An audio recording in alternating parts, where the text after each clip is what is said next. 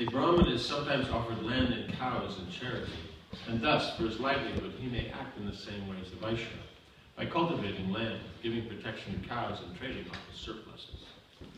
A better process, however, is to pick up grains from a field or from a dealer's shop without begging. Right?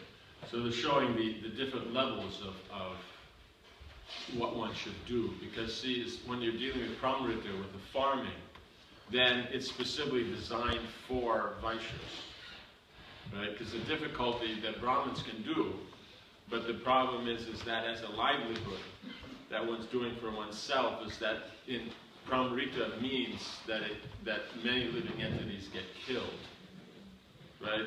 Bacteria, bugs, worms, like this, like that. But since it's designed for Vaishyas, then there's no problem there. But for the Brahmin, then there may be a problem. So he can do it if he wants, and if it's not a difficulty. But if not, then these other occupations are considered better, right? Because the whole idea, it's not about the social prestige, position, and all that.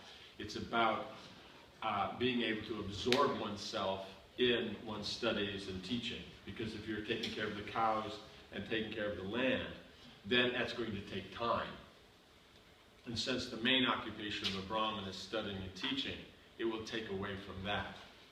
Right? But for, let's say, the Vaishya, his occupation is taking care of the cows and the land. So it doesn't take away from his occupation. Does that make sense? It is his occupation. But for the Brahmana, it's supposed to be studying and teaching, so it will take away from that. That's why it's considered. But it's fine. Right? It's fine. So those things that have no trouble, like we said, picking up grains from the field or from a dealer's shop without begging. Because when you beg, then what is begging called? Picking up grains is satyana. No, yes, is rita. Maybe it's from rita. Yeah, I'm mixing them up.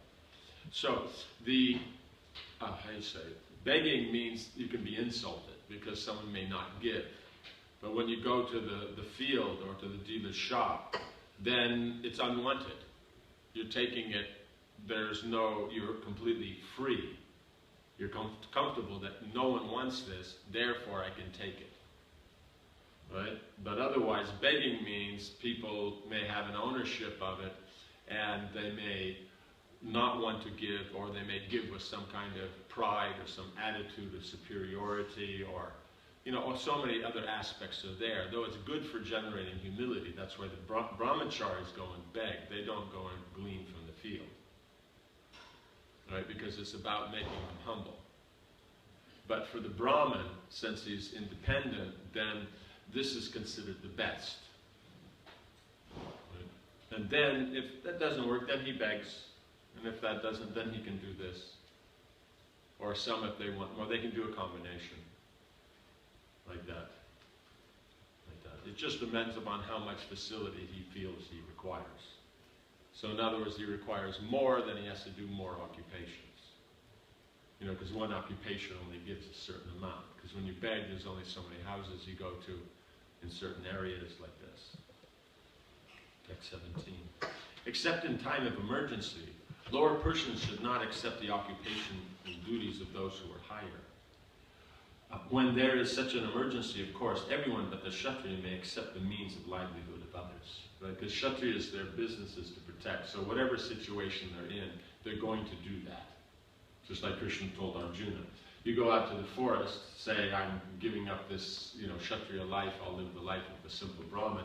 He says, but you'll see some injustice, or there'll be too many animals, they're bothering the sages, and you will fight. You will do your Kshatriya activities. So that's why the Kshatriya, they just don't do others. Right? It's just not the thing to do. It means if you're talking about the mentality of that. Others can do for a short time, but there has to be the right attitude. In other words, it's not thinking, yes, I am this. No, we're doing this because someone else is not doing it.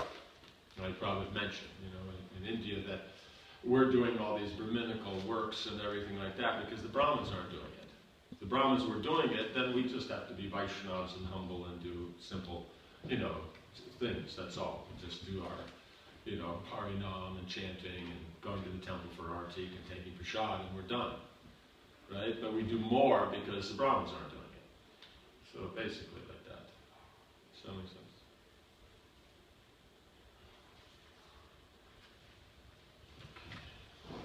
Purport. The occupational duty of a Brahmana should not be accepted by persons in lower social orders, especially Vaishyas and Shudras.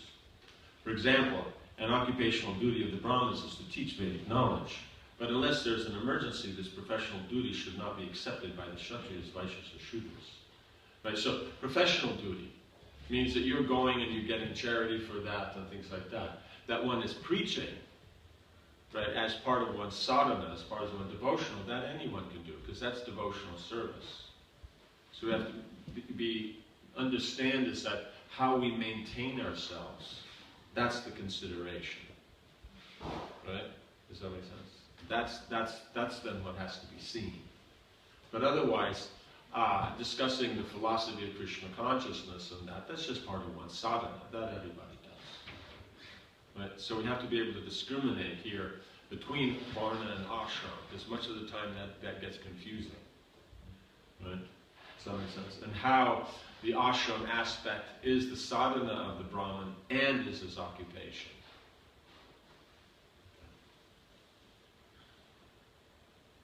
Even a Kshatriya cannot accept the duties of a Brahmin unless there's an emergency. And then, even if he does so, he should not accept charity from anyone else. Sometimes Brahmanas protest against our Krishna conscious movement for creating Brahmanas from Europeans, or in other words, from Mlechas and Yavanas. Interesting. From Europeans, or in other words. This movement, however, is here supported in Srimad Bhagavatam. At the present moment, society is in a chaotic situation, and everyone has given up the cultivation of spiritual life, which is especially meant for the Brahmanas. Because spiritual culture has been stopped all over the world, there is now an emergency, and therefore it is now time to train those who are considered lower and condemned, so that they may become Brahmanas and take up the work of spiritual progress. The spiritual progress of human society has been stopped, and this should be considered an emergency. Here is solid support from Narad Muni of the movement known as Krishna consciousness. So that's how we fit in. Right? Because we're doing devotional service, that gives us that position. But it's not that we have the material qualifications for it. Does that make sense? We always have to remember is that we're not our body, we're not our conditioning, but the conditioning is our conditioning, is the conditioning, right? We're not the body, but we have to logically and intelligently understand that the body is the body. Right? No? I'm not my car, but is the car the car? Yeah. So I'm not my mind, but the mind is the mind. The intelligence is the intelligence. The false ego is the false ego. That remains. We just take it that I'm not the body, so it throws everything out. Very clever. No, I'm not the body means I, the soul, am not the body, but the body's the body, so the body is going to act how the body acts. It's not going to do something else. It's not that I'm not the body, so I can go on the roof like our man from Assisi and then fly. Right? Right. So the point is the body can only do what it does. So because of the nature, then we're trained. So what we're doing is we're taking the ashram aspect that develops because of devotional service and applying that across as the Brahminical. It's not that we have the nature of the Brahminical. Right? Because otherwise it'd be more natural. Right? Because Mlecha and Yavana is pretty natural, so it's not Brahminical. Right? So does that make sense? So any living entity by devotional service then comes to the Brahminical platform because they're interested in Brahman, in Krishna, who's the supreme Brahman. Right? So of Brahmins, therefore Vaishnavas are the best. They're the supreme Brahmanas because they're interested in the supreme Brahman, which is Bhagavan. Then from that platform, then as devotional service, they are preaching. Right? So that anyone can do. Does this make sense? So this is how it mechanically works. In time of emergency, one may accept any of the various types of professions known as Rita, Amrita, Mrita, that's it, begging is Mrita, Pramrita, and Satyanrita. But one should not at any time accept the profession of a dog, Slavrita. The profession of Unchashila, collecting grains from the field, is called Rita. Collecting without begging is called Amrita. Begging grains is called Mrita. Tilling the ground is called Pramrita. And trade is called Satyanrita. Engaging in the service of low-grade persons, however, is called Svavriti, the profession of the dogs. Specifically, Brahmanas and Kshatriyas should not engage in the low and abominable service of Shudras. Brahmanas should be well acquainted with all Vedic knowledge, and Kshatriyas should be well acquainted with the worship of the demigods. Purport. As stated in Bhaktividyā 4.13, Chaturvanyam maya shrishtam gunakarma vibhagasha. The four divisions of human society were created by the Supreme Lord according to the three modes of material nature, and the work ascribed to them. Yeah, so this is important. These four divisions were created by the Supreme Lord according to the modes of material nature. So the point is we're not the body. We can function on the transcendental, but the body is going to act according to the modes of nature. Doesn't matter who you are. Even you're a transcendentalist, your body's still managed by the modes of nature, because Maya work makes it work.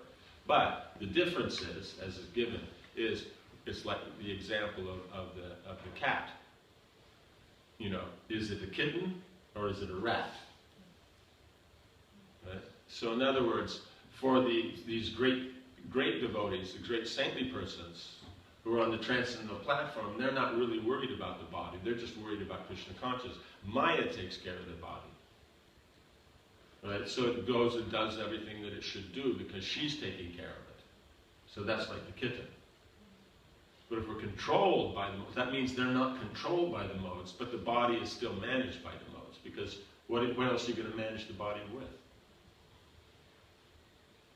You understand? There isn't something else. In the material world, you only have the modes of nature that make things function.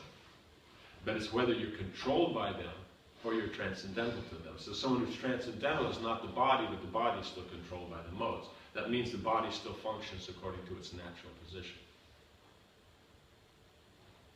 Does that make sense? Yeah. But, as we said, since the service to the Lord is the transcendental position, that anyone can do.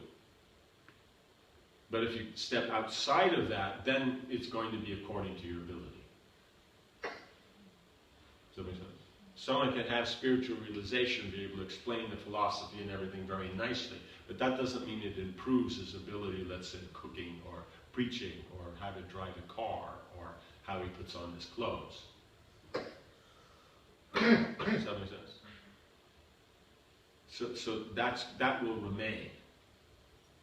You know, you can it'll be purified, but it'll still remain.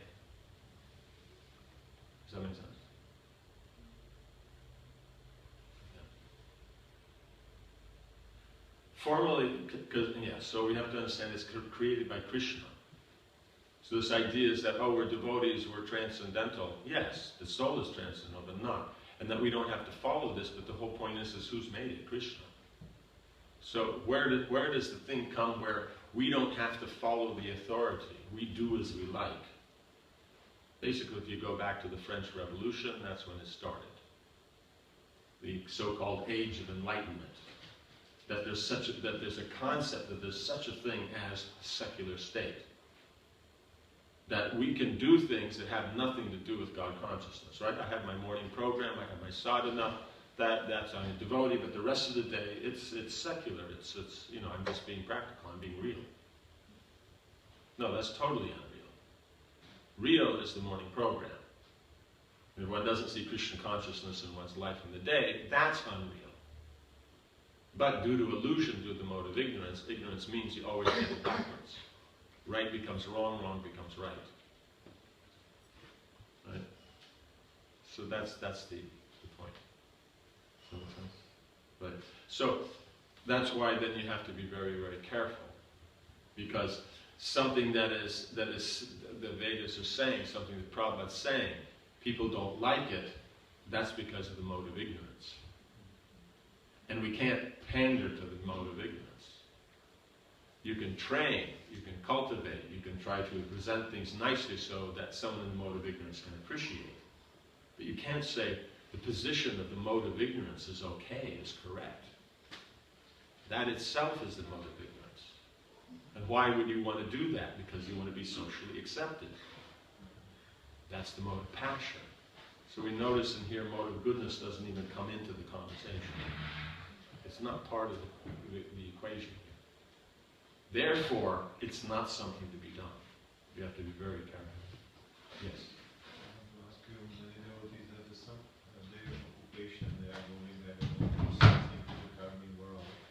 Then they can argue that anyway I have to, in some way, be together with these people, then I have to take some rules which they are following and stuff. That's the logika. That's just the local rules. Like, you cross the street where the zebra crossing is, you drive on the same side of the road that they drive on. You park in a parking place and pay what do you call it, for the parking and stuff like that. And, you stop at the lights and do all those kind of things. Funny part is what I've just mentioned is one of the things that's sometimes very hard for devotees to do. They're not famous for doing this.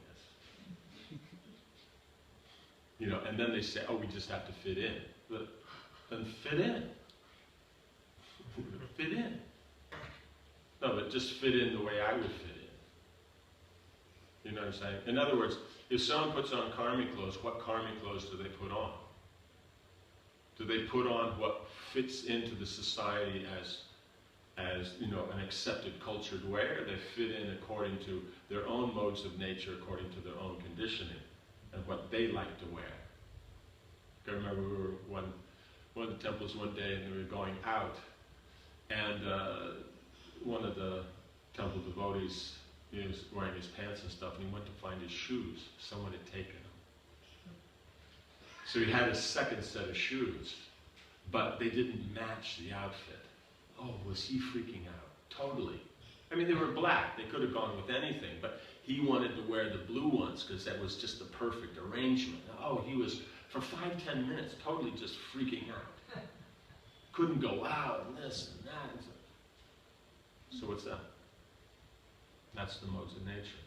That's not called fitting in. That's called fitting into Maya, not fitting into the society. Otherwise, then, what's fitting in? What are you supposed to dress like? What are you supposed to look like? Does that make sense?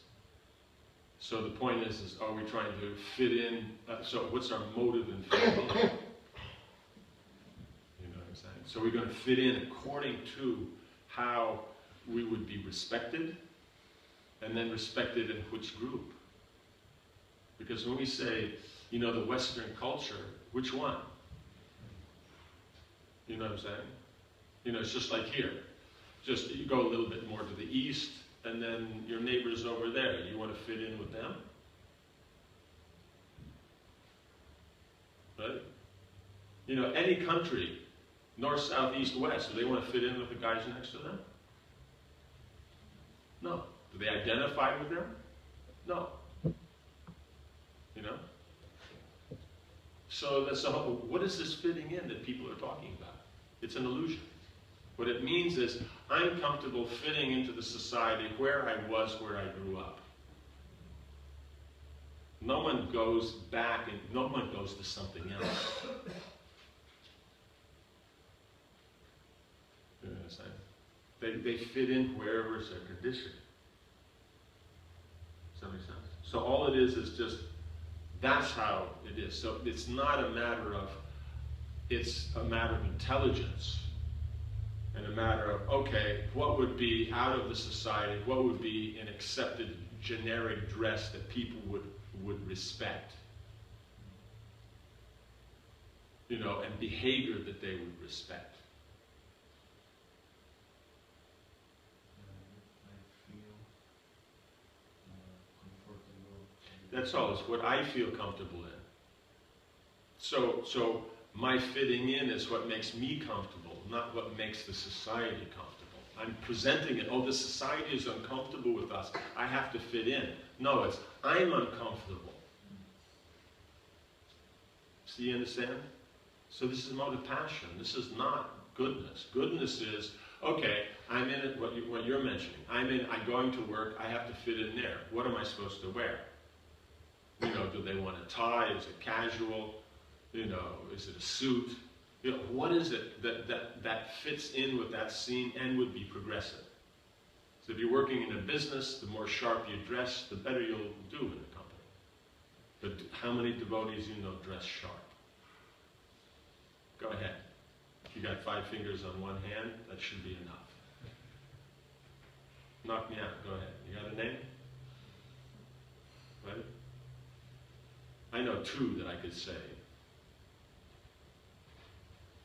Like that. And they're both in Australia. Strangely enough. Like that. Actually, there's a 3rd one, and they're also in Australia. So that's the whole thing. Is that so? Who's looking? Who is fitting into the society the way society would like to see them, and who's fitting the society the way they'd like to be?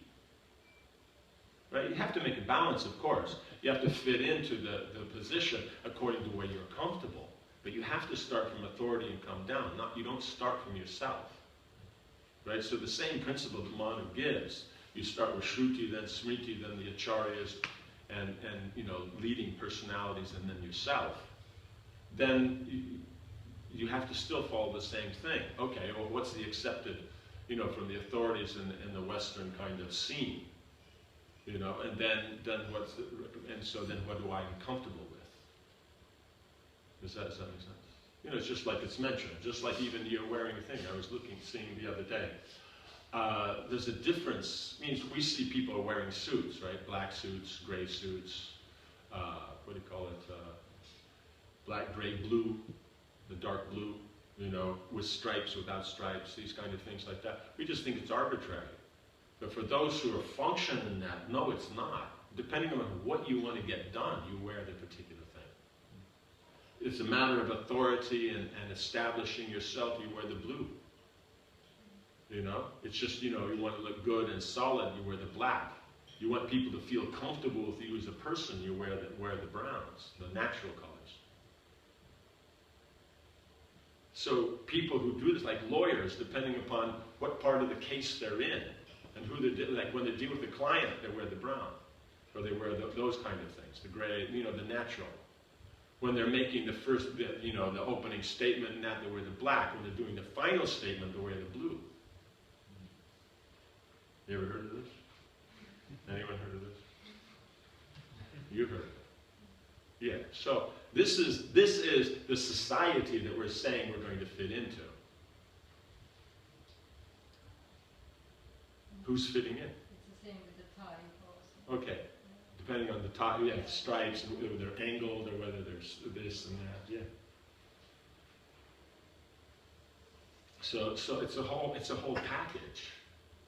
That's the Western culture. That's the culture that actually runs the world and makes things function.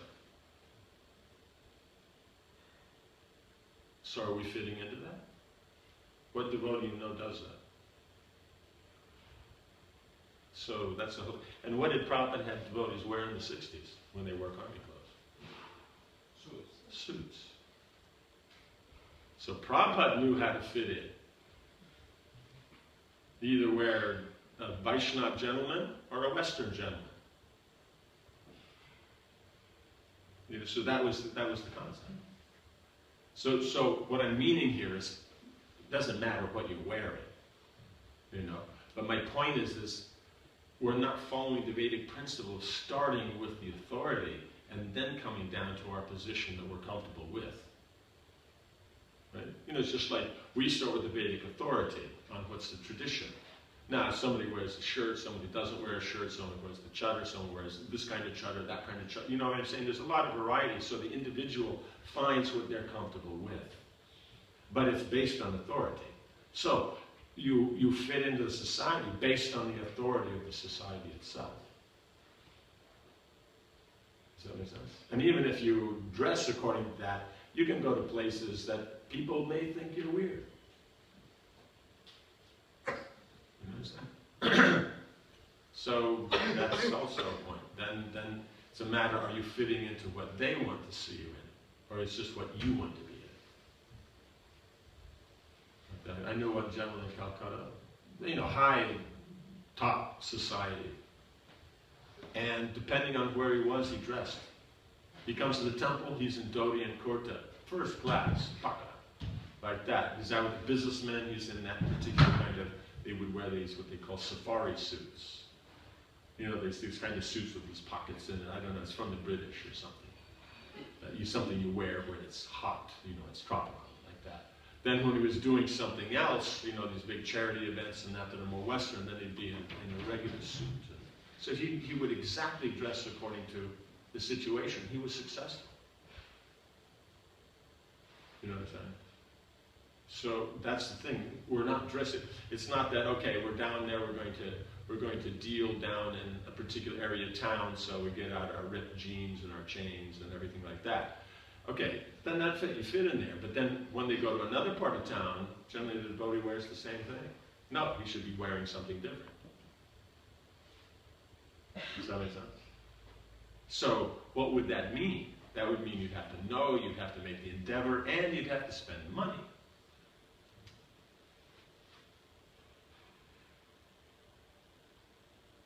You know what I'm saying? I remember it was very interesting when in one of our big Western communities, devotees would go down to the shop. There's a big supermarket and, there's a whole shopping complex just, next to the community. You could always tell the devotee. They're wearing karmic clothes, but you always know it's a devotee. Because the baggy t-shirts and the sloppy pants and everything like that. And the karmis, they knew these are devotees.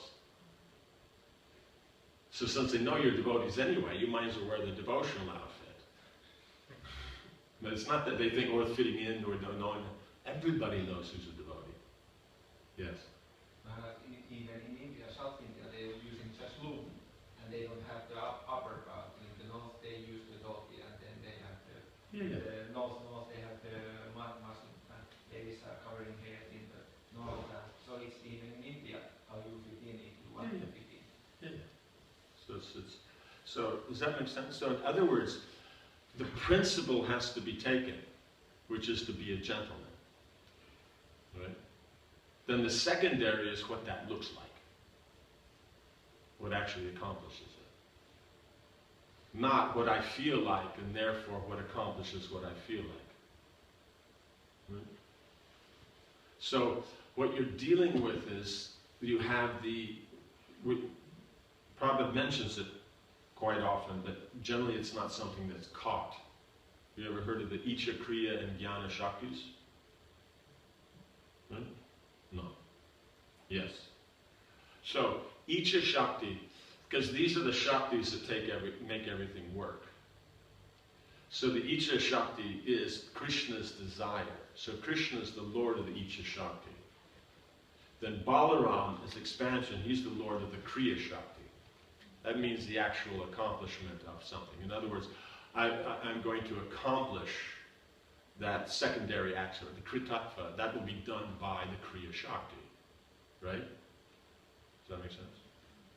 So Balaram accomplishes all the environments and facilities that is for Krishna's pleasure. But it's actually the exchange of love that is the point of the Icha. And then the Jnana Shakti, that is controlled by Vasudeva, Mahanarayana. Right? And that creates the environment. The basis is this atmosphere of sweetness, an atmosphere of majesty, that whole kind of basis. You see? So then you have that aspect, the basis is there, then the activities that are there, and then the Icha, which is actually for Krishna's pleasure. So what we've done here, because we've been discussing for a few days of how nowadays the authority is all about what I feel like, what I want. So What are we talking here? Do we see what's happened? Instead of it being Krishna's Icha, Krishna's desire, it's my Icha. And therefore, whatever might, because the Jnana and Kriya Shaktis, they simply are serving the Icha Shakti. They're not doing something independent. The independent is the Icha Shakti. So then, see what's happened? Because I have the desire, therefore the Kriya and Jnana Shaktis should just follow that. That's the authority. I feel like it, and everyone should just go, throw up their hands and go, oh. Right? We see what's happened here? This is how we get into the material world. And Maya is so clever, she can just slip it in and we don't even see it. Yes? Are these Shaktis, are they somehow connected with Sambandha, Abhideya, and Prayojan? Yeah, Jnana is Sambandha, Kriya is Abhideya, and Icha is Prayojan.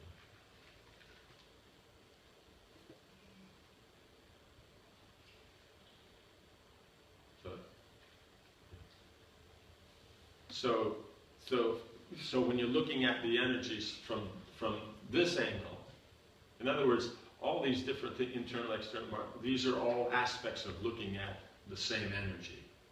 Because the Surup Shakti is one energy. And it has all these various features. So since Krishna is the Lord of threes, then you can look at all his energies from all these categories of three. So it's the same thing, but it's different aspects of the same thing. Does that make sense? Yes. I'm hearing this rasa and tattva. Is it like three to put it into two, or is it totally different thing? Rasa and tattva. I'm hearing sometimes somebody says, oh, there's rasa and there's tattva. Yeah, no, there's rasa and tattva. So how it would But three comes back to two. Three means there's an interaction. So tattva will be Sankarshan, and rasa will be Prajumna, Aniruddha, and Vasudeva. So you still end up with three. Okay. So,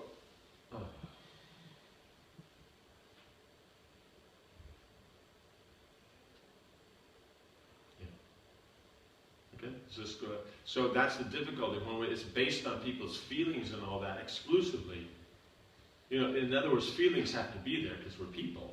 But if that's all it is, then what we're doing is we're replacing Krishna's Icha with our Icha. And because Icha is the primary energy fulfilling Krishna's desire. Right? That's the supreme position. So then we think because I have a desire, everybody else and everything should fall into place behind my desire. Right? But the problem is everybody has a desire, so therefore there's conflict. Yes? So how do I know I am really purified of the conditioning of the public names and the conditioning of public names, but my consciousness is like that I'm not disturbed by this? Yes, we're not disturbed by it. Just like, let us say we're a gross materialist, okay? Then here's the floor. Let's say we're a total transcendentalist. Here's the floor. So, are you disturbed by it? The floor is doing floor stuff. Is it a problem? Right? You know, the floor, materialist is there, it's their house, it's their floor, it's at everything like that. The devotee, it's Krishna's floor, because the floor is there, you know, you don't end up, you know, in Australia or something. Right? Because if you fell through the floor, then, you know, you might pop up in Perth or Sydney or something. For example, this example with the shoes. Right. It was his conditioning to wear exactly the shoes with the clothes. Yeah. So if he would be beautiful, so he has the conditioning of the body, but mine wouldn't be disturbed with this. No, wouldn't be disturbed. The point is the material world's always going to be a problem. So it's a matter, are we disturbed by it or not? And if there is a disturbance, what's the disturbance? Okay, now technically, if we want to look at this from a more Krishna conscious point of view, what would be the problem with the shoes not matching? Right? It means if other people would think this doesn't match and this is a problem, so then they may not take them as seriously. Right? But so it's about that. But he's thinking of it that I will socially look stupid because my shoes don't match.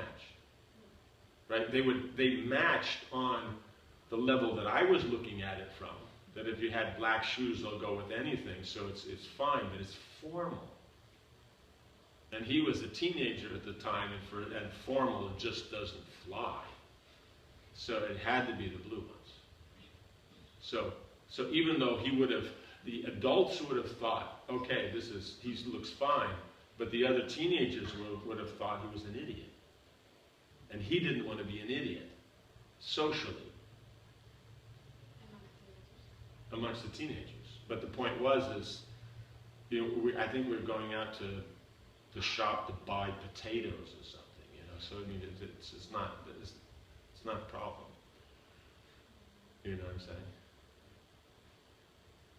You know what I'm saying? It wasn't like we were going to go down to the corner where all the kids are skateboarding and try to preach. You know what I'm saying? So the whole point is it's not that things aren't considered, but it's which angle is considered from. Right? That's the whole point. That's what is your purpose? What's your ultimate goal? So his goal in this was to look socially cool. Well, the actual purpose was to go out and go to the shop to get something for Krishna. You know what I'm saying? So it wasn't. Does that make sense? So you have to see what's the intention. That's why we were saying the Prajumna aspect is important. Because even we know the mechanics, right? We learn all the mechanics, but unless the attitude is right, what are we going to get? And attitude being right means, is it connected to Krishna? Otherwise, how do you get the primary? Right? We're not materialists pious materialists where, Dharma, Artha, Kama, and Moksha are our goal. And therefore, we're following our duties to get all those things in between. Right?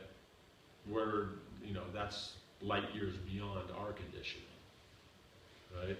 What we're dealing with is just, is it about yourself or is it about Krishna? And so if it's about Krishna, then you'll see how will this work for Krishna. And it will accommodate your conditioning. You have to accommodate the conditioning. So that's the whole point. We're not saying you don't. Does that make sense? So it functions, it fits in. So we do fit in. But the point is it has to be a balance, and we have to know which is primary. So primary is what will please Krishna, and the secondary is what forms we're comfortable with using according to our conditioning and duties to accomplish that. Does that make sense? Yeah. So then that's, we have to balance all that. But where do you start? We don't start with ourselves. We start with Krishna. Because when we start with ourselves, it's guaranteed it's going to be mixed devotional service on a good day.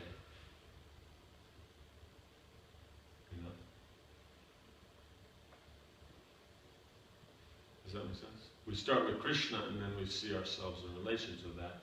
Then that can come out as pure devotion. So you can have two people doing exactly the same thing, but one is pure devotion, one is mixed devotion.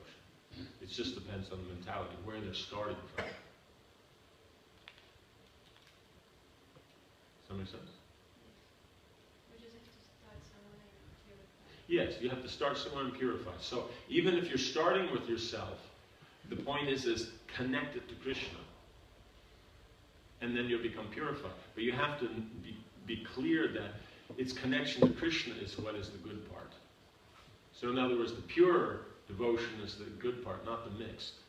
So we may be doing mixed devotional service, but we know pure devotional service is the standard.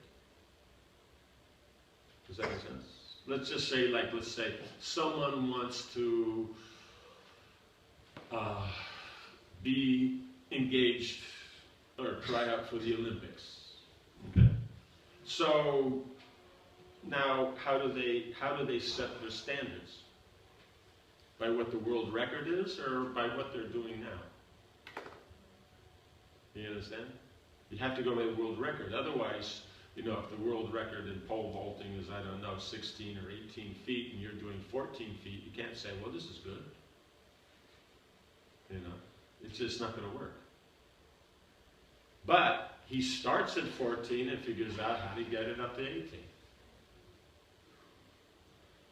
Does that make sense? So that's the point, is that we may be doing pure mixed devotional service. That's not the problem. The problem is if we don't have the goal as pure devotional service. In other words, the Purushartha is pure devotional service. And the Kritatva is the mixed devotional service. So we're going to go through these steps in mixed devotional service to get ourselves to pure devotional service. Because we know that's there. Because if you don't know the goal, you don't get there. You don't get anywhere you don't have. Right? Another important aspect of goals is that goals are what enable one to get over obstacles. Like you have a goal, and an obstacle comes up, you can get around the goal. I mean, get around the obstacle. You don't have a goal, an obstacle comes up, it's the end of the world. You know what I'm saying? Like when you're enthusiastic and that, obstacles come up, it doesn't bother you. But when you're not feeling enthusiastic, anything comes up, it's a problem.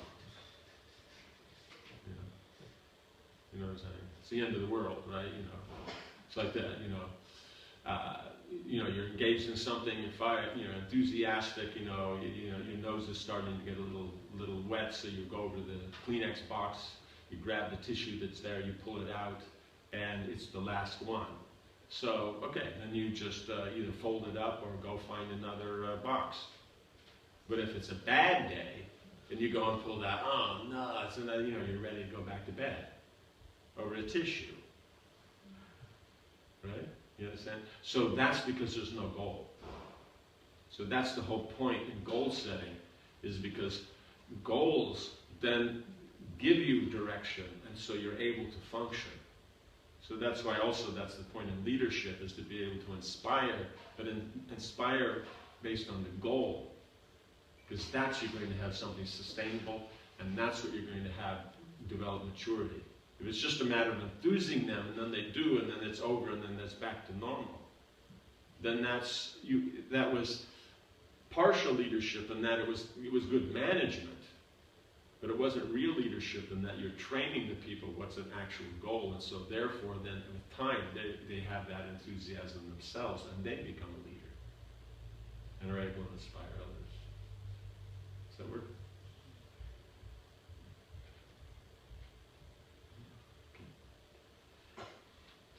Okay.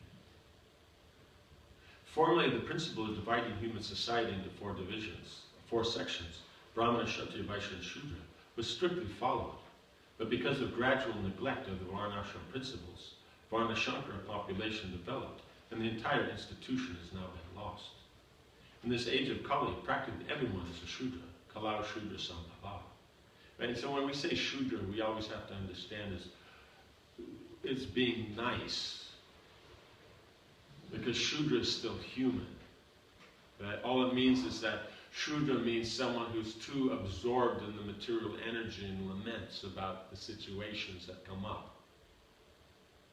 Right? As opposed to seeing the philosophical or the duties first. You understand? Brahman has his knowledge, and so there may be obstacles, difficulties, but you just get it done. Kshatriya is the same, Vaishya is the same, right? Economics is there, you want to make it happens. But Shudra means when an obstacle comes up, everything's finished. You understand? That's why it's considered the lowest of the four. Not that the occupation itself or anything like that is. The Vedic is all based on consciousness. So one laments over everything rather than doing something, because if you lament, is anything happening? There's emotions and there's feelings, but is anything accomplished? No, there has to be a goal. Unless your goal is to lament, then of course, then it's getting done. But, the point is if you have something, then you'll just push on. Because it's only through action that you get results. Lamentation doesn't give any results. It's never given in any time. Like that. It can get some emotional results, but it doesn't get any physical results. Does that make sense? So that's why the Shudra is considered on that. So when you drop below Shudra, right into Varṇāśrama and like that, they still have this point of lamentation, so that therefore that's the common ground, is that Shudra and below have that mentality. But Shudra, we have to remember, is human. And when we drop below into Shankara, then much of the time you're not necessarily dealing with human. Right? Because the values, the methods, and that aren't human. So that makes sense? Yes? Rajan, back to my question I asked yesterday about at what moment term Varna is attributed to a human being. You just said that Shudra is human. Yes. And my question yesterday was is the term Varna, in this case Shudra, attributed to a human or a human being? And yesterday you said that it's doing both here. Yeah.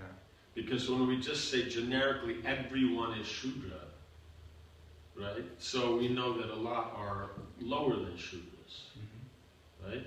So that means they have that common element of Shudra means one who laments. I get it.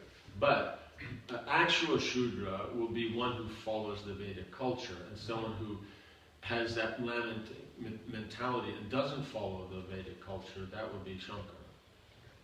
Does that make sense? Yeah. So that's why we're saying that Shudra means they're still human, they accept the Vedic culture.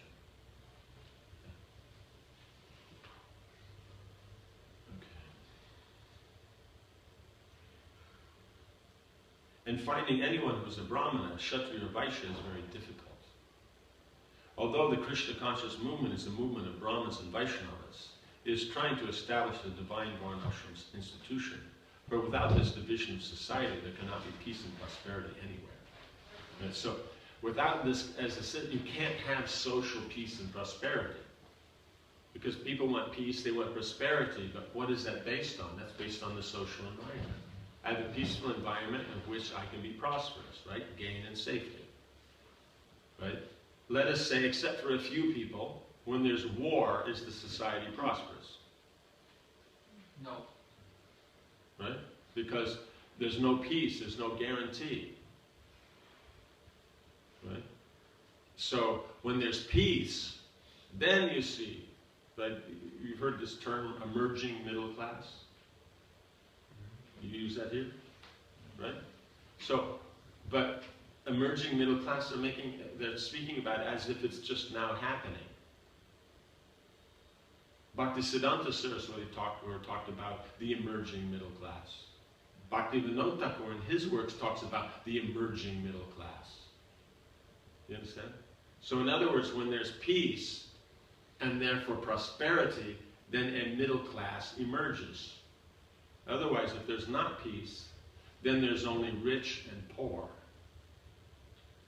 You understand?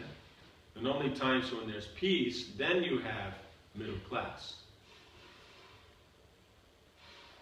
Does that make sense? So that's how it works. And so the middle class, because when they come out like this, then they have some elements of the means, in other words, they have kind of the desire and sophistication of the upper class, but they have the, desires, means, and facilities, but the nature in that they tend to have of the lower class. Otherwise, why does the middle class go against authority? Why they don't want to follow any rules and regulations? Why do they want to be independent? The upper class doesn't do that. They understand there's authority. I have to follow it. I'm a big businessman, but there's a bigger businessman. I go to one of these dinners, I have to be respectful. Like that.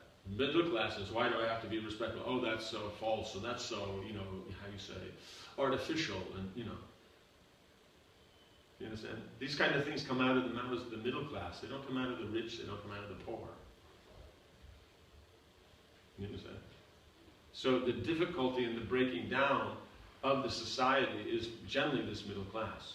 Because they're educated, but not enough. They have culture, but not enough. right? And they have money, but in their mind, definitely not enough. You understand? So this becomes a problem. So there can't be peace and prosperity unless you divide it like this, because then you know what you're doing. How can you be peaceful if you don't know what you're supposed to do? Right? If you don't know what you're supposed to do, you feel uneasy. If you know exactly what you're supposed to do, you feel comfortable. If you really know what you're supposed to do and committed to it, then you feel very confident and you know, active, dynamic. So the Vedic system is, how can everybody know what they're supposed to do and do it? So it's not a matter of prestige. It's a matter of what your conditioning is, and therefore what you work with. Does that make sense? Like that. But because of the Kali Yuga, people then take everything as prestige. And so therefore it makes it very difficult to make anything work. Okay, 21. The symptoms of a Brahmana are control of the mind, control of the senses, austerity and penance, cleanliness, satisfaction, forgiveness, simplicity, knowledge, mercy, truthfulness, and complete surrender to the Supreme Personality of Godhead. Purport. In the institution of Varṇāśrama-dharma, the symptoms of a Brahmana, Kshatriya, Vaishya, and Shudra, Brahmachari, Grihastha, Vanaprastha, and Sannyasi are all described. The ultimate aim is achyutatmatvam, to always think of the Supreme Personality of Godhead, Krishna or Vishnu. To make advancement in Krishna consciousness, one has to become a Brahmana with the above mentioned symptoms. Right? So, in other words, as we said, by ashram, all devotees are Brahmanas, so they have to try for these. It's not that they're separately tried for.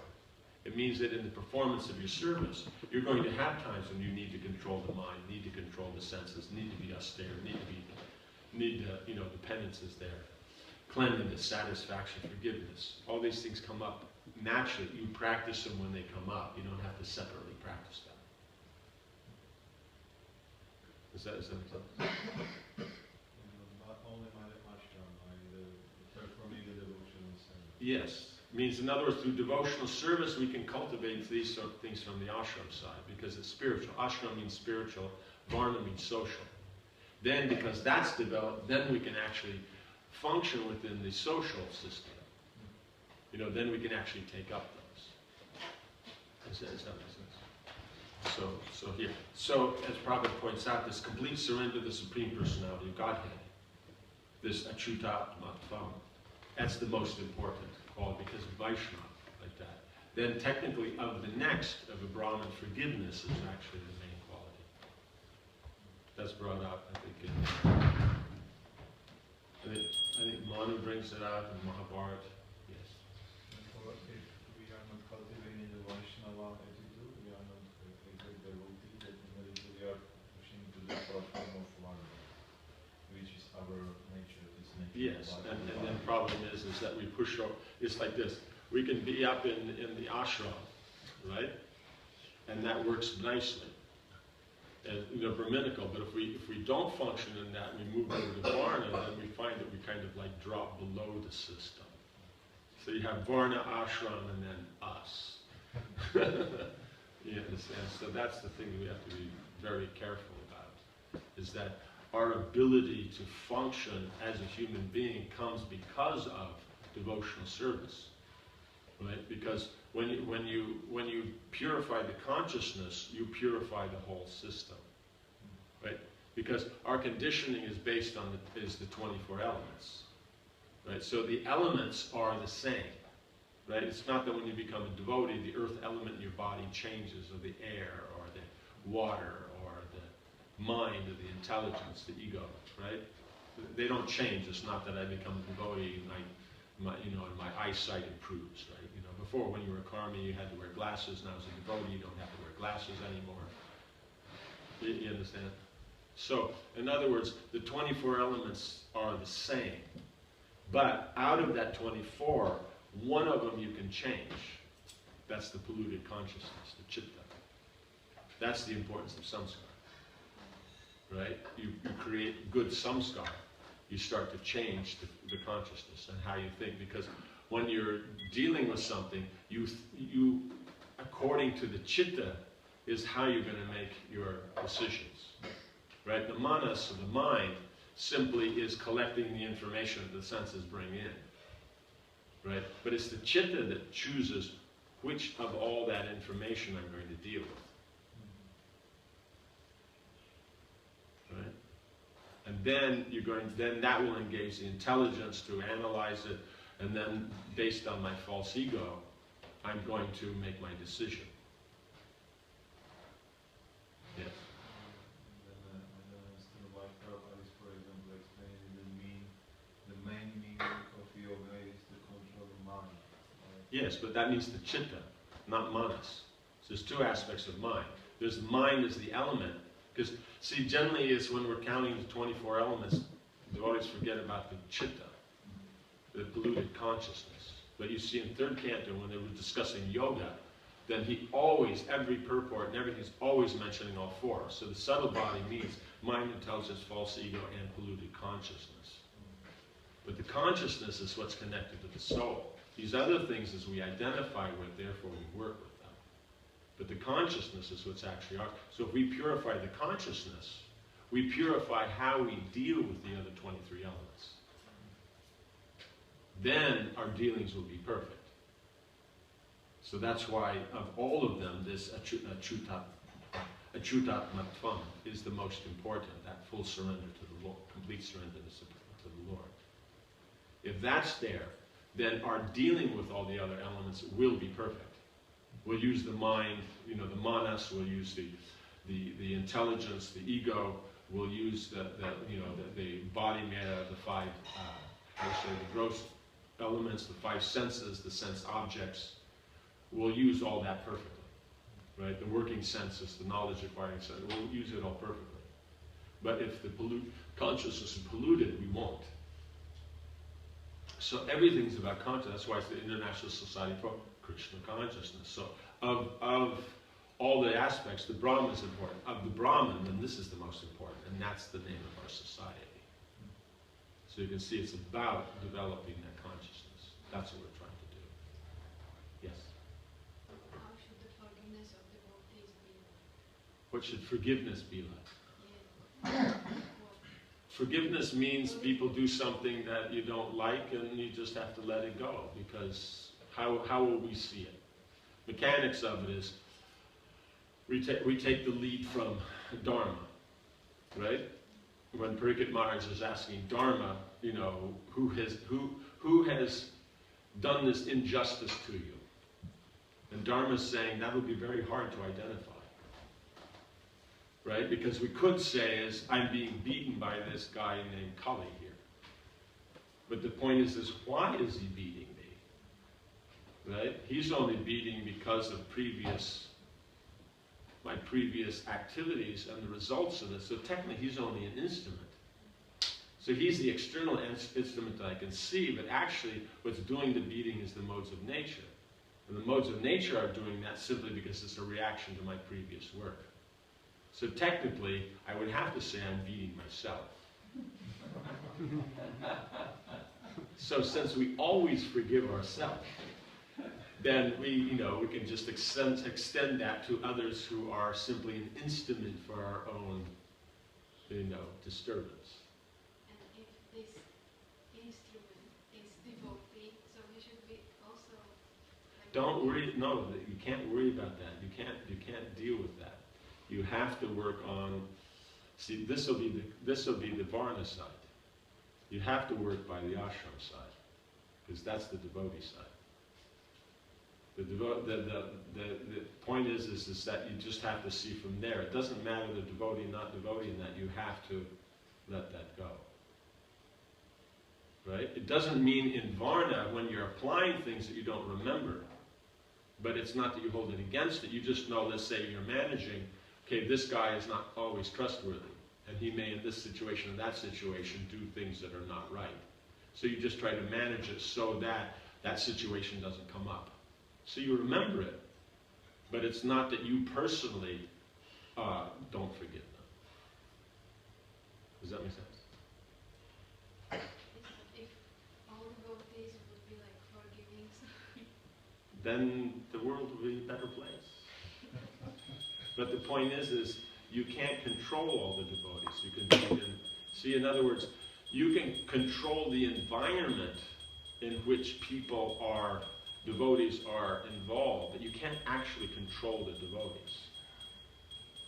You know what I'm saying? We have a concept in management, we control the people. No, you can control the environment. Because the people, then it's a matter of, are they serving Krishna or not? So you're trying to manage that you generate a conducive environment in which to do service. But every living entity is independent in that they can do or not. You don't have control over that. So it must be very clear what we're managing also. In other words, we're managing the environment and the mechanics of the environment, but we're not managing how people think and surrender to the Lord. We're only providing. Right? You have a saying, you can lead a horse to water, but you can't make them drink. Right? You have something like that, or that is your saying.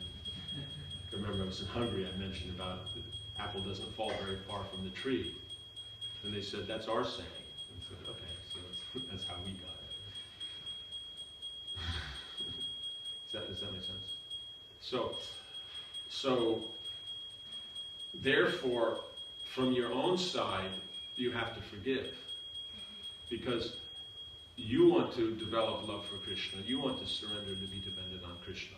But as a service, if you're managing, then you're going to have that aspect of forgiveness so that you can actually work with people and engage people.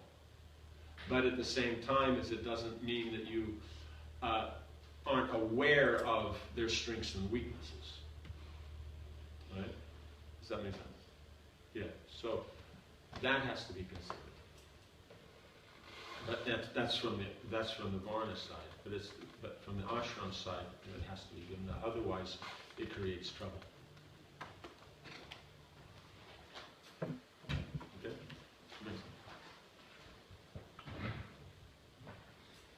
Yes. You mentioned that we have to distinguish at the level of ashramas.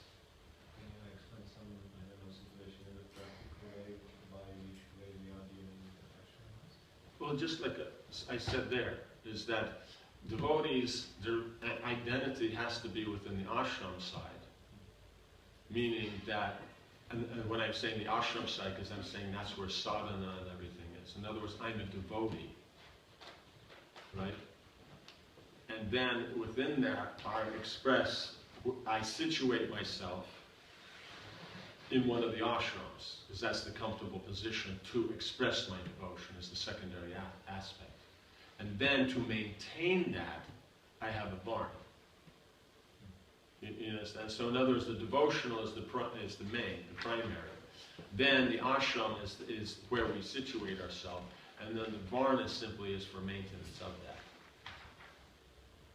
Does that make sense? Is the distinguished devotees is all the time good only on the base of the ashramas? Yes, it means for our personal development, we have to see there. It means, in other words, when we're talking about sadhana and these kind of things, Vaishnava etiquette, the dealings, and things that affect people's lives in the way of the devotional, then you're going to look at that side of it. How mature are they in Krishna consciousness? How well situated are they in their life? Does that make sense? So let's say you have the chance that, let's say, someone who they are nicely situated in their ashram, and mature, then you'll see their decisions will be very nice. Let's say they're well situated in their ashram, they're not so mature. On the material platform, they'll probably make good decisions. Now, let's say they are not well situated in their ashram, but they're spiritually mature, they'll still make good decisions. But if they're not well situated in the ashram and aren't mature, they will make bad decisions. Because the effect of their ashram will bother them. You know what I'm saying? They're not satisfied in their position, and that dissatisfaction will come through in their dealings with others.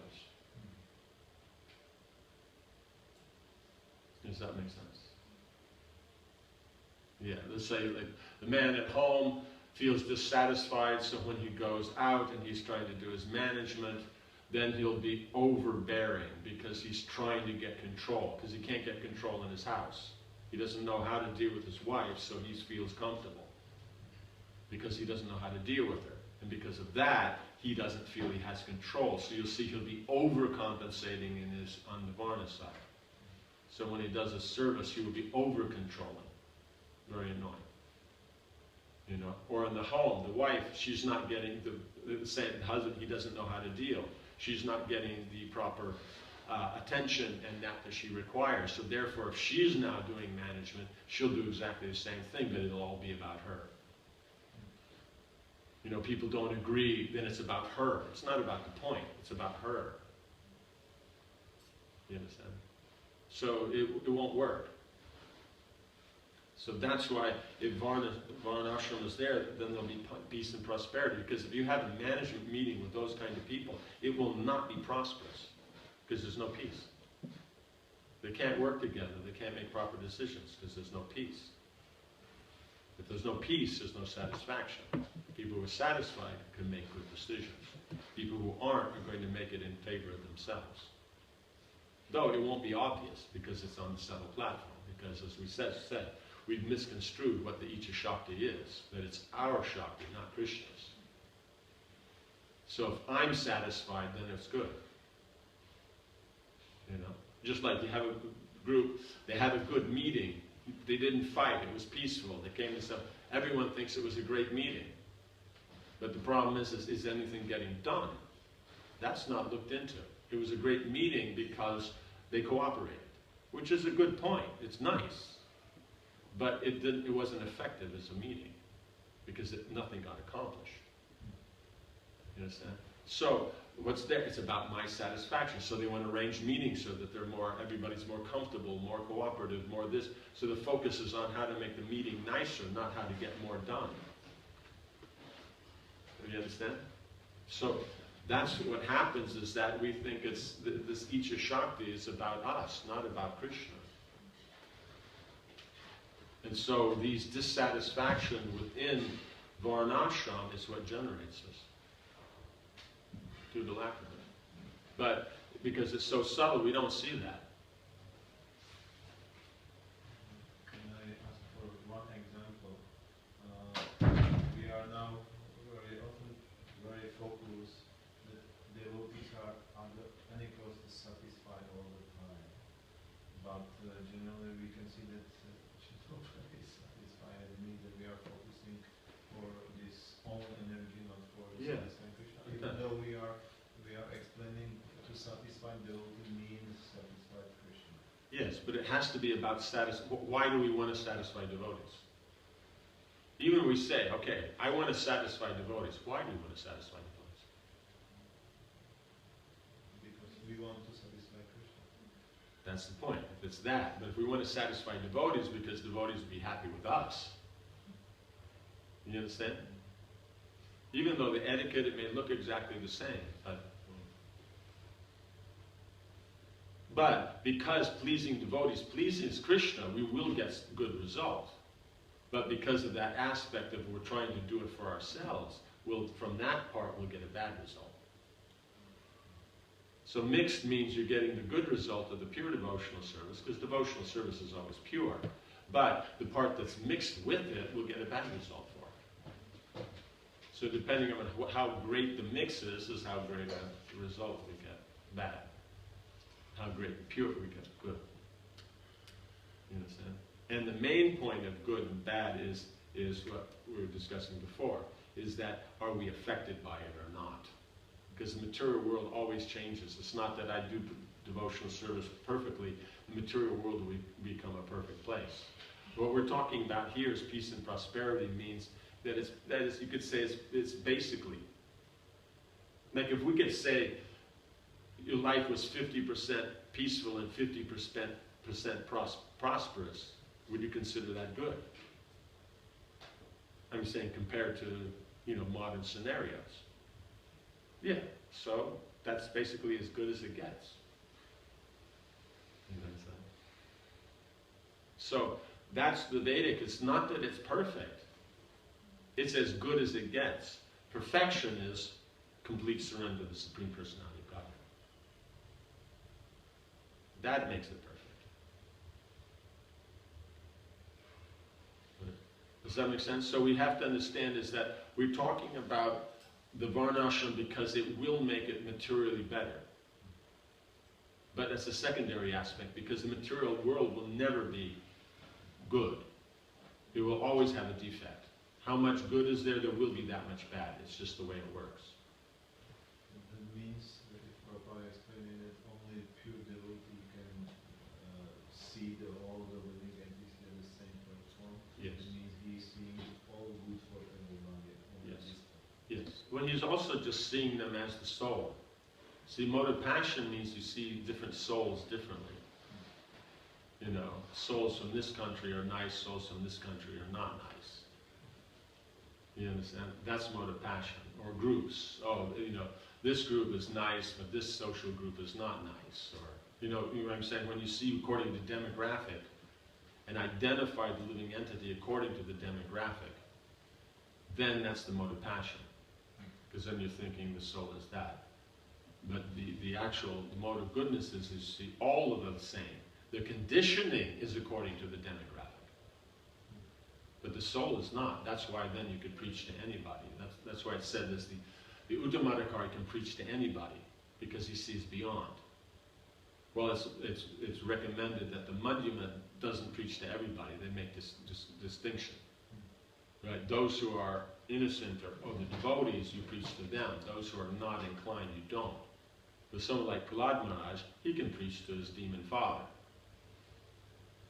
You know what I'm saying? So you have cases where these Uttamadhikari preachers preach to people that a Madhyama would not preach to, and they get effect. That's just because of their nature. Because anything that anybody says, they can see it in connection with Krishna consciousness and therefore give a proper reply. Well, the Madhyama can do that fairly well, but it's according to their, you know, of course, Krishna's mercy, the realization, but their skill at it. Well, the neophyte tends to have less skill. So it goes, as long as it goes textbook, it goes really well, but if someone comes up with a question you didn't think about, then you're kind of stumped. Right? Well, the Madhyama can think on his feet there and get around, but the Uttama, there isn't anything that anyone can say that they don't see in connection to Krishna, so they'll always bring up the Krishna conscious point. It's not an intellectual thing, it's not that. It's just, that's how they see.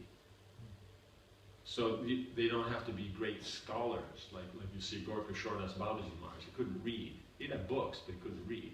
He'd get people to read for him. Right? But it didn't matter who came, he could speak with them and give them Krishna consciousness. Right? Is that a sense? So that's the, yes.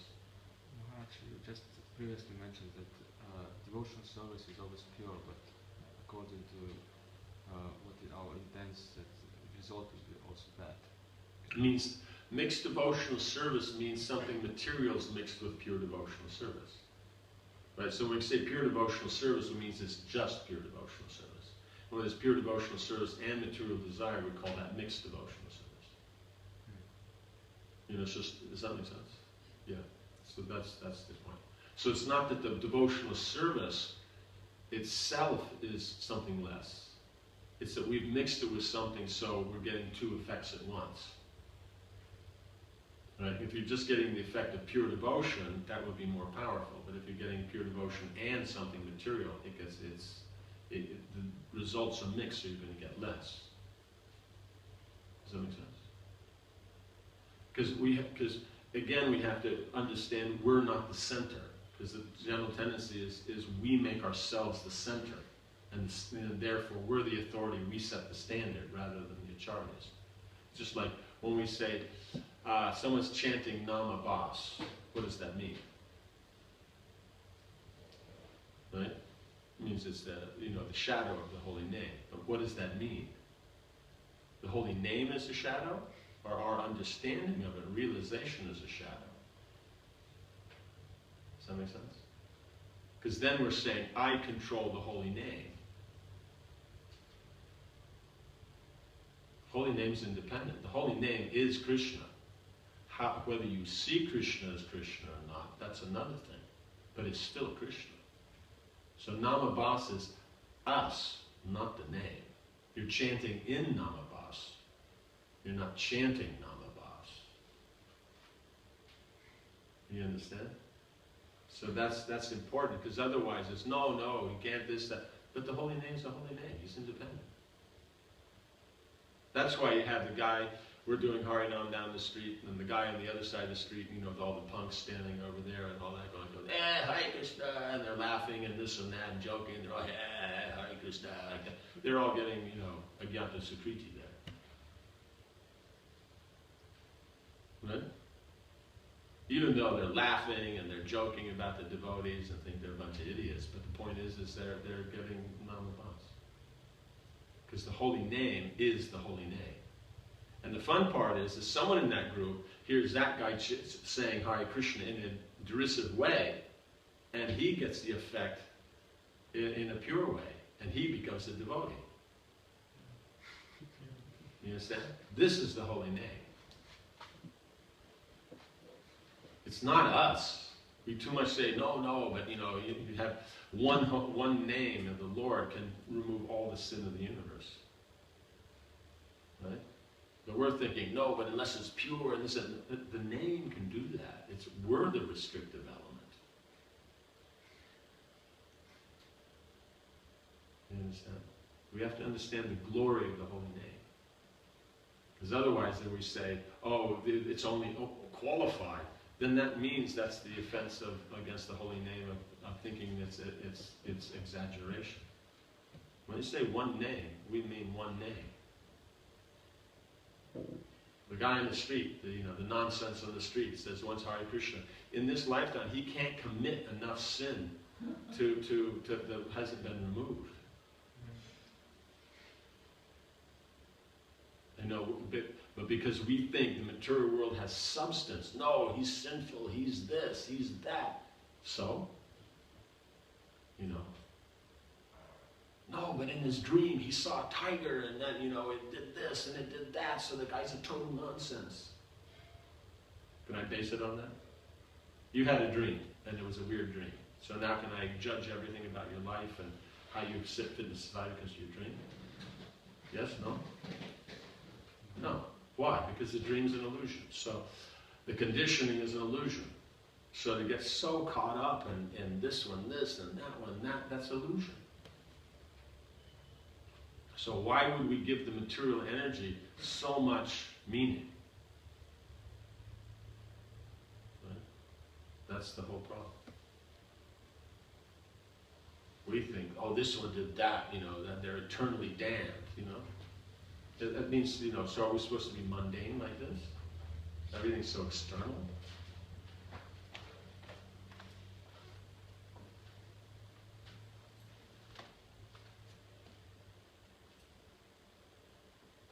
Does that make sense? Yes.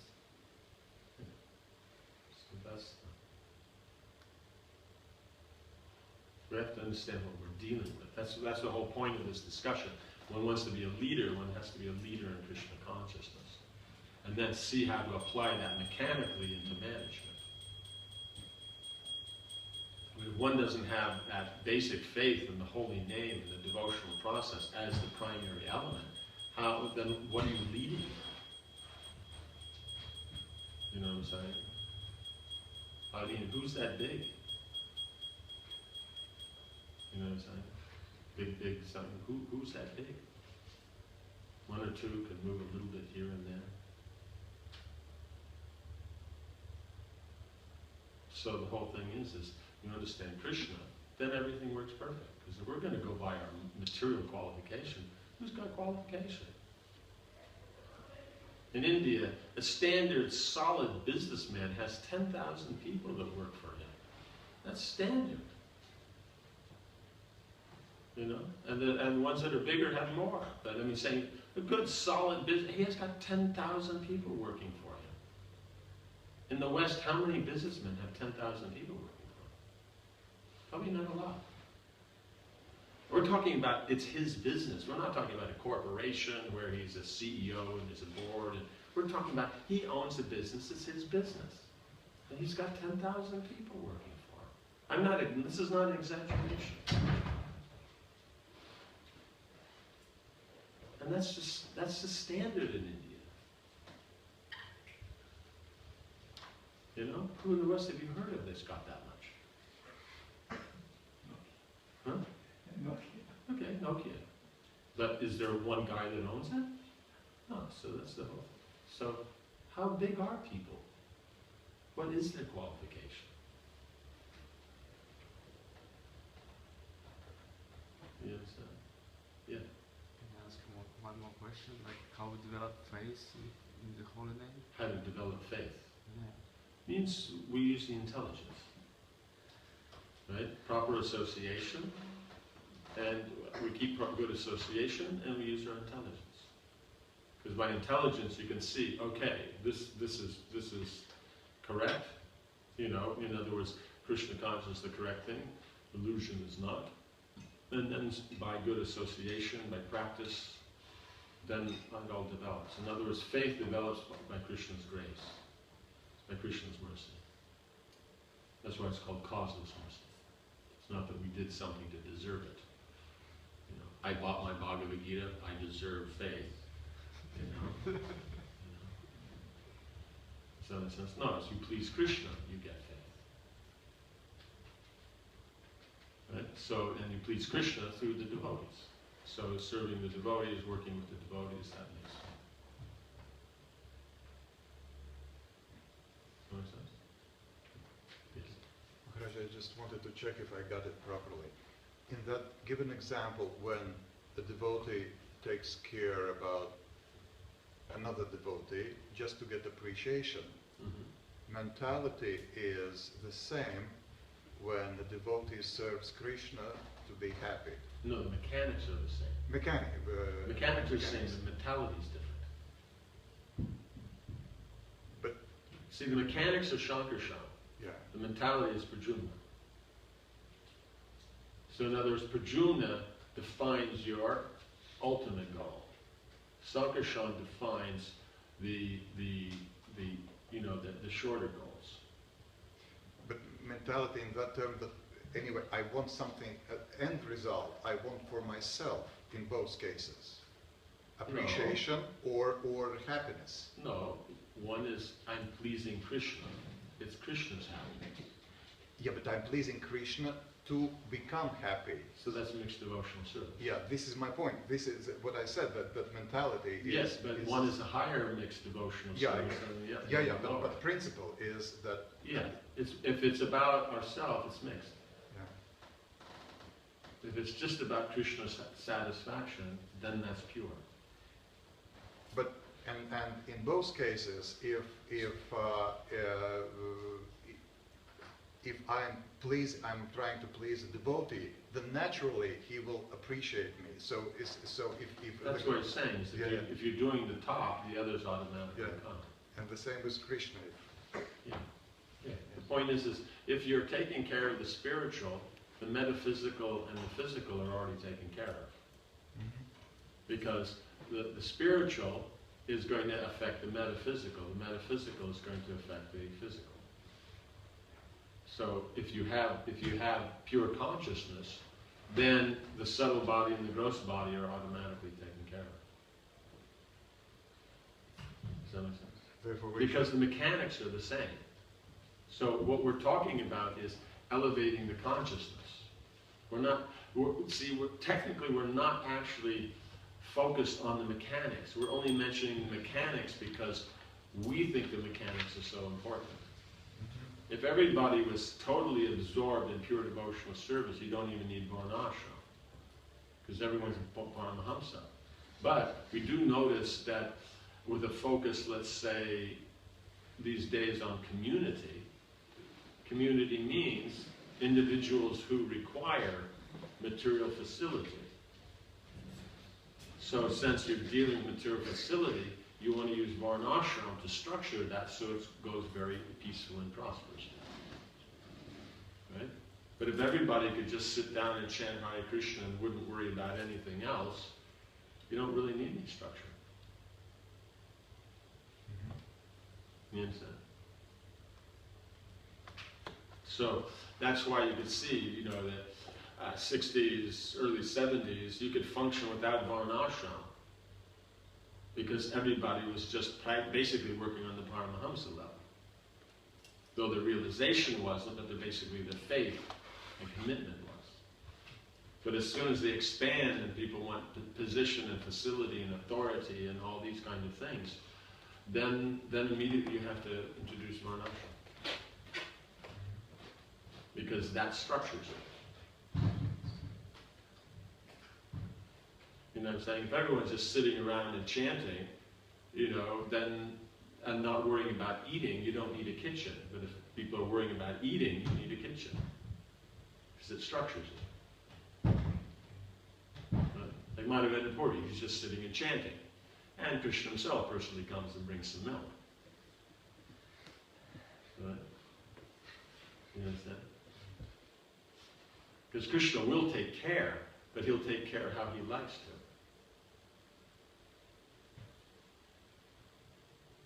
Does that make sense?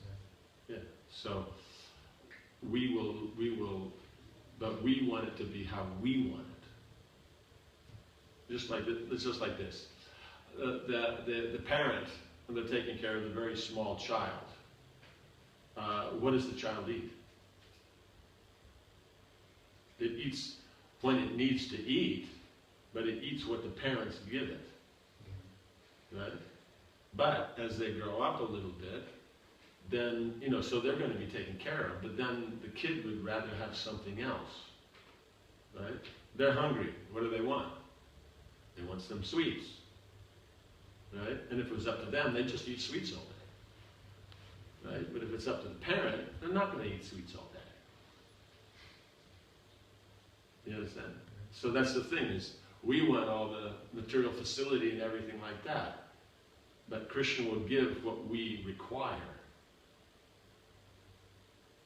So when that's there, it's just what Krishna will give, then we don't really need this system.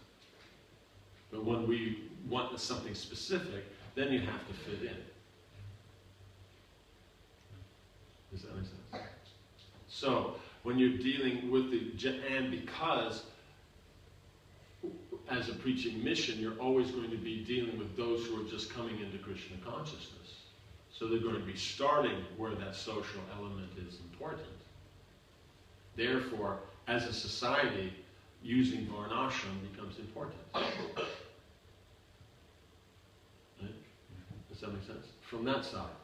From the other side, from the principle of it, is that the consciousness that you have, that generates the particular form that you use to serve Krishna. Right? Mother Yashoda has a particular affection for Krishna that generates the form that she has, that she serves Krishna through. Right? But here, what is her consciousness? Right? Why are we here in the material world? Because of our love for Krishna? No, because of our trying to fulfill our own desires. And that's generated a form. So, Mother Yashoda uses the form she has to please Krishna. So what we're asked to do is, whatever form we have, we use that to serve Krishna. So technically what we're being asked to do is the same thing that the residents in Vrindavan do. The residents of the spiritual world.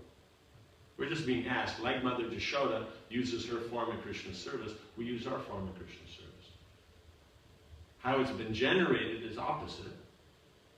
The principle is the same. My consciousness generated the form, but hers is her connection to Krishna's generated the form. Mine is my connection to my own senses has generated the form. Right? But I use the principle of engaging Krishna's service. Therefore, the Varṇāśrama system is about how to take your conditioning and connect it to the Lord. That's what type of Varṇāśrama is. It's that simple. So it's a simple, straightforward, Krishna-conscious method. It's the method of the spiritual world. It's eternal. That's why it's called Sanatana-dharma. And then we jump up and down and say, oh, it doesn't work, and this, and why do I have to fit in here? So just say, I don't want to engage my conditioning in the Lord's service. That's all you have to say. You don't like Varṇāśrama, you don't want to engage your nature in Krishna's service. That's all. Because then it's, no, I want to engage my nature the way I want to engage it. And when I connect it to Krishna, nice, and when I don't connect it to Krishna, hey, that's my business. So that's not a very strong platform. So therefore the Varṇāśrama is very useful.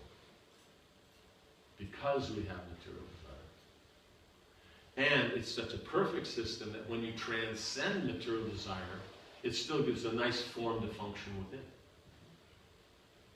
Right? Mother Yashoda still does her household duties as the Queen of Vrindavan.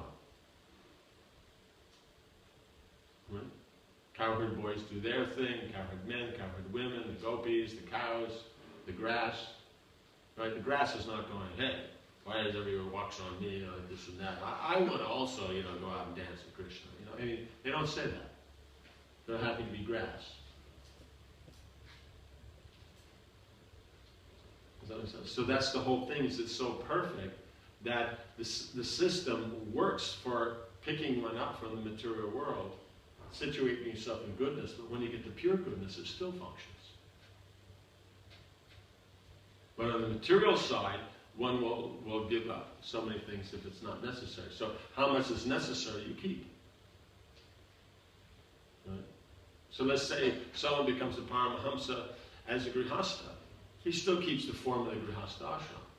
That extra things that are not necessary, he gets rid of. Like maybe a skateboard, or, stuff that really he doesn't need. Right? But if he comes to that platform as a vanaprastha, as a sannyasi, then, anything that connected, that'll be given up. So whatever's useful, then that's what's kept. But at the same time, as if you have more desire outside of what is actually essential, Varṇāśrama governs that so that it matches nicely. Does that make sense? Let's say if a Grihastha had 50 sets of clothes, or 100 sets of clothes, is there anything to really complain about? They're a Grihastha. Okay, it's a lot of clothes, but hey.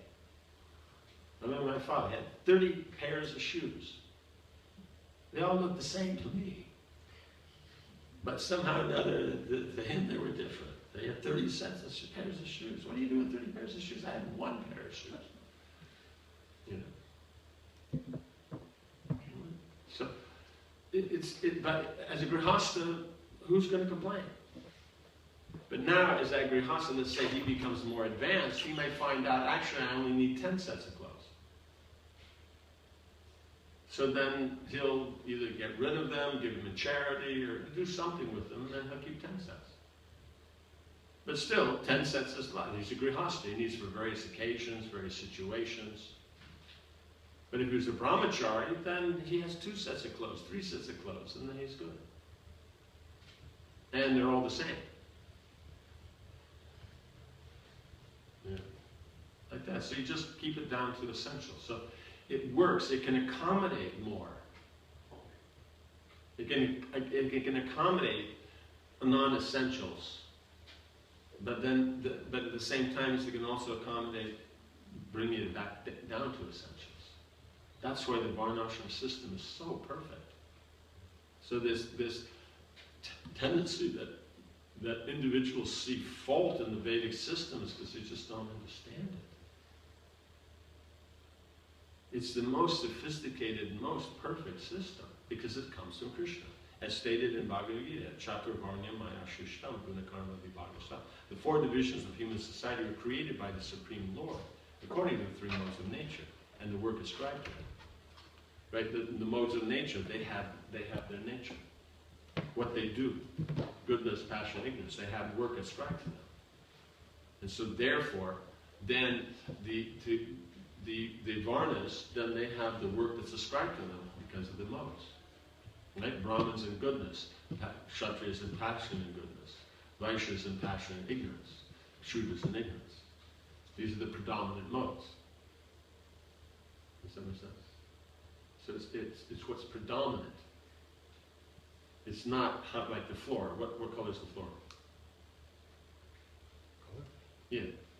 Yellow. Yellow, okay. but it's got brown in it, it's got white in it, but the predominance will be yellow. Does that make sense? You know, like that. So anything like that you can take and say, you know, what it is. You understand? So the point is the predominance, when we say Shudras and ignorance, that means that's the predominance. But the rest of it, there may be more goodness. Let's say like a musician, there'll be more goodness. You know, someone, let's say, is a blacksmith, there'll be more ignorance. You know what I'm saying? It just depends upon what's there.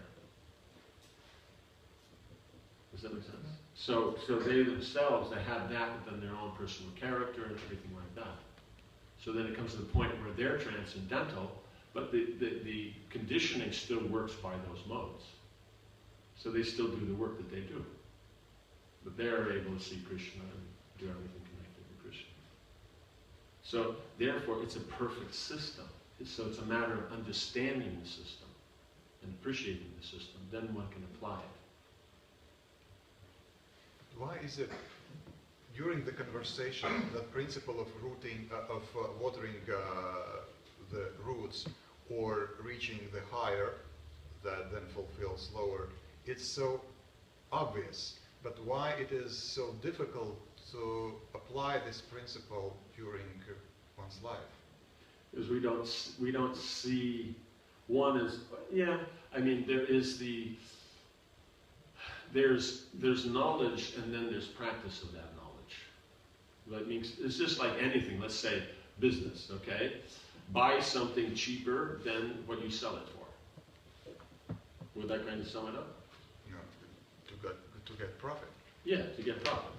Right? To get profit, I have to be able to sell something, you know, at a greater cost than my investment. And if you follow that, you'll be successful. Right? Now, all the different situations, what you buy, what situations, how you sell it, who you sell it to, now these are all details that are going to take practice. So if you have the principle, then you apply yourself, you will get to it. But that is more complex than, let's say, if I want appreciation, just don't think about to getting appreciation, just take care about that the person and the person will appreciate you. Yes. So, but that's subtle, and then more subtle is I do everything to please Krishna, and then I'll automatically get appreciated. Because the point of getting appreciated, I want to be happy. But if you please Krishna, I'm happy. yeah. So if that comes through the meaning of others appreciating you, then fine. So that's the thing, is that we have three levels. I'm directly working to get the appreciation. Mm-hmm. I'm working to please the other person so I get the appreciation. And I'm working to please Krishna, which has the same form as trying to please others, and I get appreciation. So in other words, there is the aspect that I'm just doing that things for myself. Then there's just because I want to do it. Then we're doing things because that's the way we're supposed to do it. Right? Then we're doing things because, why are we supposed to do it that way? Because it pleases Krishna, so we're trying to please Krishna. So the Varṇāśrama, you follow it, it pleases Krishna because it's come from Krishna, you follow it. But if your motive is not to please him as a person, you only get partial benefit. Because if I'm following it because I'm supposed to, that's Brahman and Paramatma platform. So I get the result of worshipping the Lord on that level. Right? And so the results I get are only that much. But if I do it because I want to please him as a person, then I'm dealing with the Bhagavan level. That platform's unlimited. Right? Because the other two are limited by my scope of understanding, my ability in it. But if you're dealing with Bhagavan, it goes way beyond. You know what I'm saying? The benefits you get by doing it to please Krishna are way bigger than if you're doing it because it's my duties or I'm doing it to please myself. It's much greater because Bhagavan is the origin. I accept that. My question was, but why even on these lower levels, it is, although it's obvious from the theory, as I mentioned, just take care about other person and that person will appreciate you for that.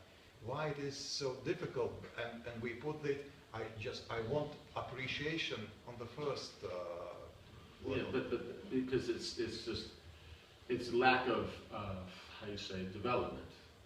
Because, see, theory has to be applied. And from application we get understanding, for further application we get realization, right? So, we just think that if I just do it, I get, right? That's how self-help seminars or any of these make so much money. Because people think if I just know it, I have it, right? But when they go out to apply it, it doesn't work. So now what? The next seminar comes along, you know? The 8 qualities, right? You know? And then when people get tired of that, then the 9 qualities, you know, he can just go on forever, right? You know, of course he'll die before, you know, probably get to many more qualities. But the point is it'll get him through his life, right? He'll be fine. Right? So we have to, it's the application that gives the understanding, gives the realization. Like that. So that's the thing, we have to accept that it takes practice. Anything takes practice. Okay.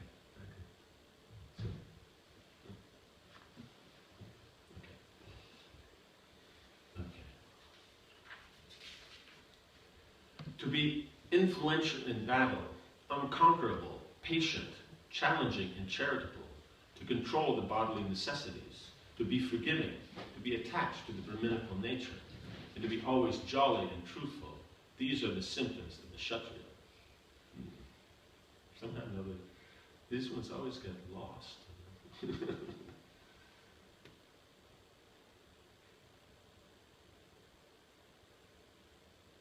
Okay, so we see is that saying influential in battle means you have to be able to, means that's the whole point is influence.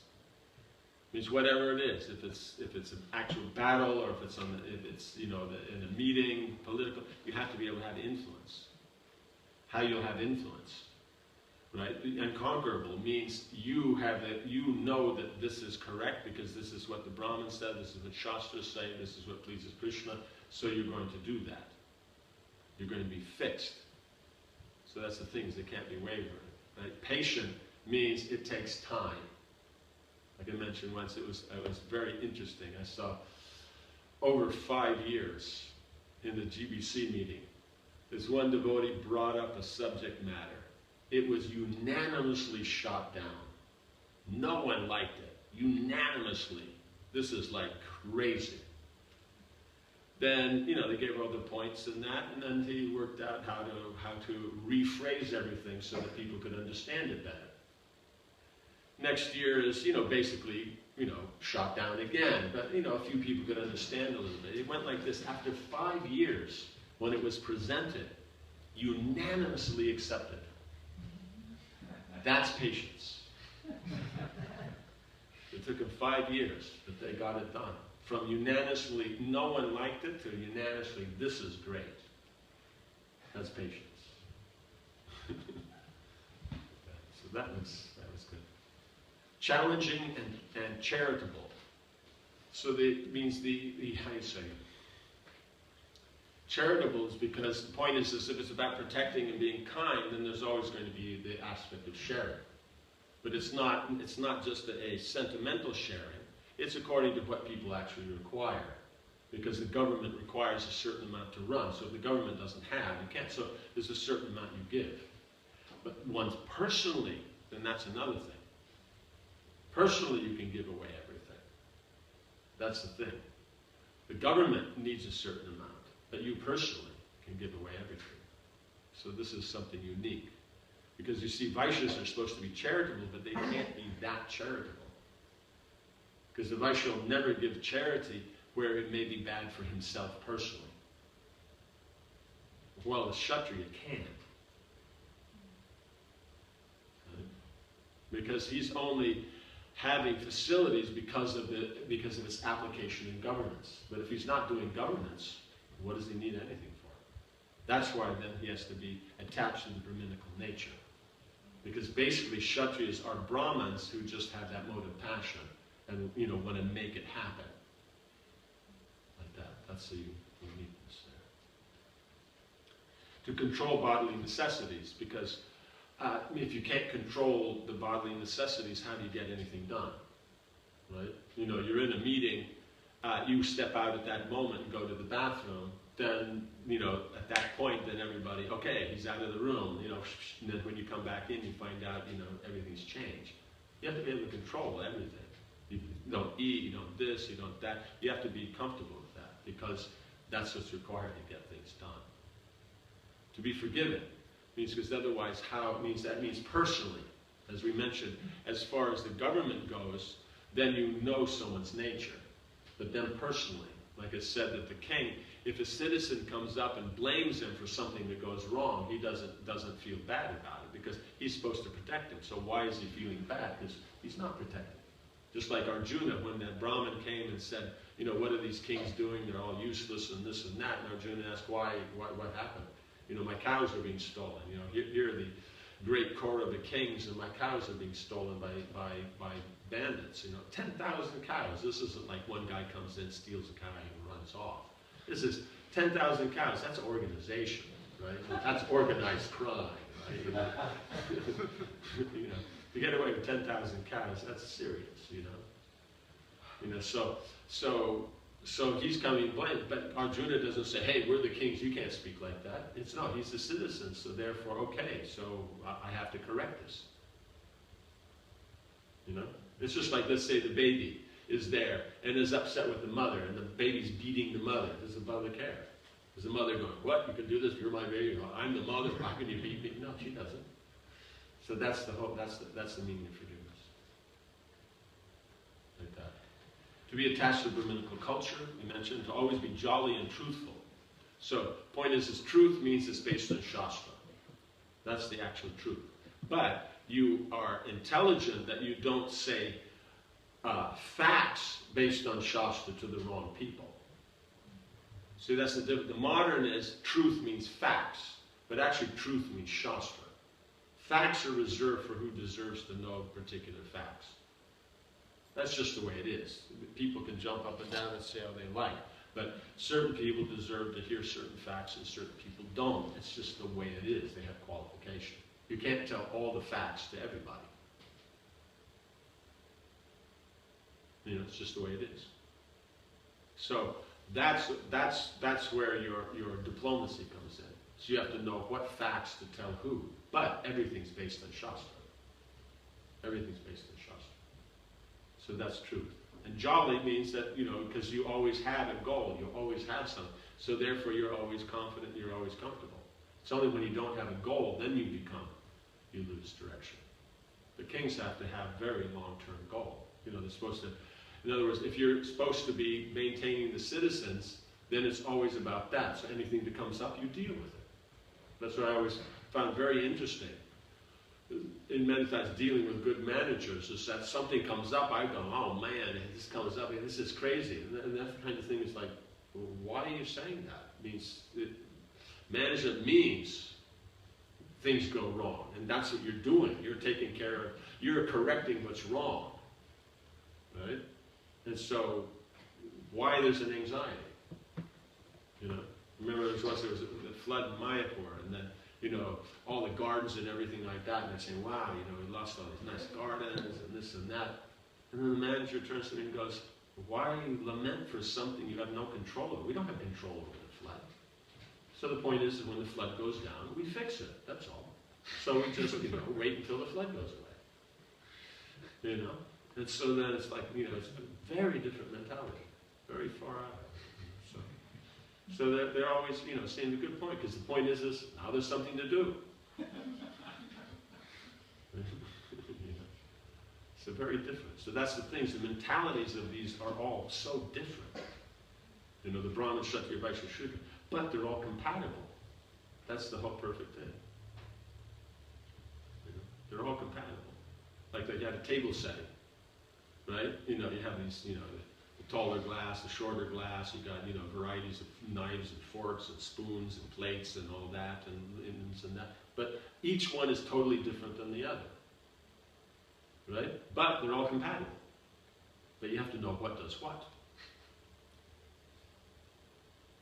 Right? Like that. So You know, you want to say something, you don't pick up the knife and start hitting the napkin. You know, right? You pick up the fork and hit the glass.